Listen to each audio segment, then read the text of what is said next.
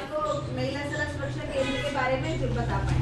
तो महिला सड़क सुरक्षा केंद्र का सेंटर है भाकरोटा थाने पे।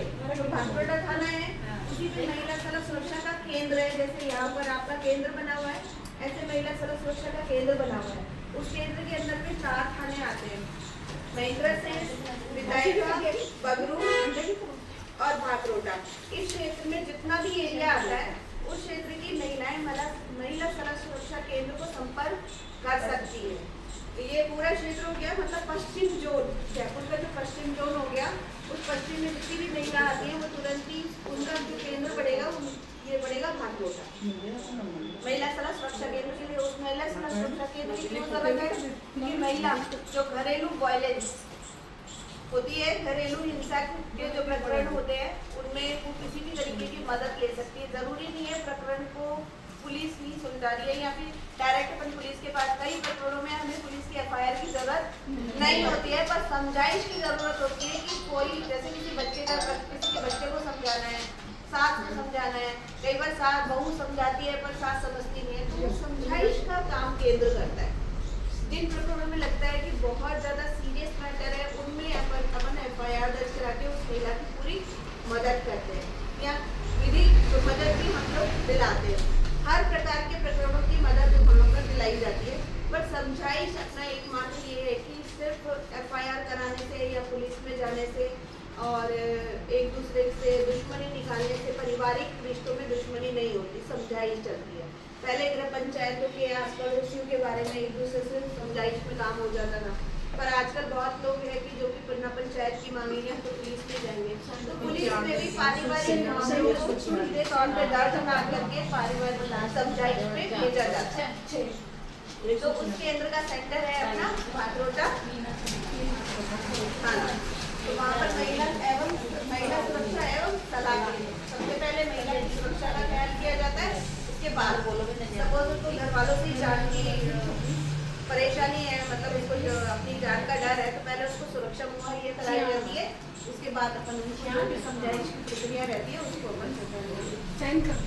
तो आपके आसपास अगर इतनी सारी महिलाएं आपके टच में रहती हैं, पारिवारिक जितनी भी परेशानियां अगर किसी महिला को हो, तो आप उन्हें समझाने के लिए या समझाइश के लिए हमारे पास भेज सकती हैं।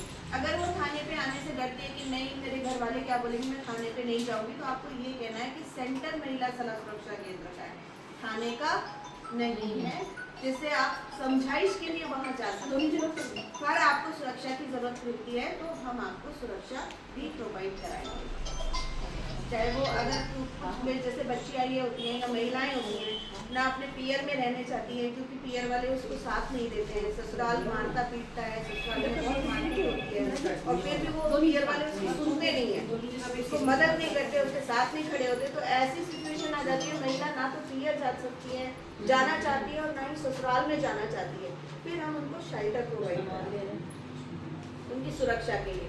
10 दिन, 15 दिन, 20 दिन, वो जितना दिन चाहे वहाँ रह सकती है, जिससे वो अपने मानसिक स्थिति को सुदृढ़ करके और फिर डिसीजन ले कि हमें पेरेंट्स के साथ रहना है या मुझे अलग रहना है या मुझे कमाना है या किसी स्थिति पे खड़े होना है, वो समझाइश से ही संभव हो पाता है। तो इसमें आप सबका भी सहयोग लगेगा क्योंकि आप सब वैसे ही सहयोगियाँ, आशा, उन्हीं पदों पे आप लोग कार्यरत हैं और ये आप लोगों की एक अच्छी पकड़ है अपने क्षेत्र में महिलाओं के साथ।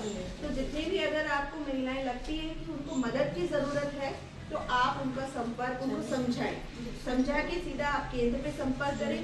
केंद्र का नंबर मैंने यहाँ लिख दिया है 9530061146। आप सभी इस नंबर को सेव कर लें अपने अपने फोन में, जैसे आप डायरेक्ट फोन भी कर सकते हैं।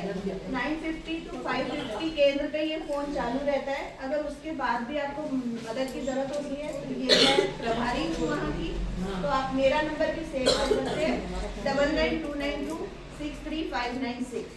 और उसके बाद भी जैसे लगता है कि आपको मेरे से बात करने के बाद मैं आपको तुरंत सलाह भी दे सकती हूँ कि 112 पे आप तुरंत फोन करेंगे तो संबंधित पुलिस आपके पास आएगी, वो प्रकरण भी हमारे पास ही आता है।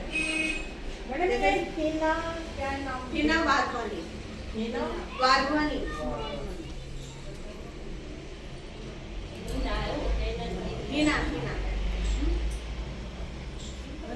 मेहंदी वाला हिना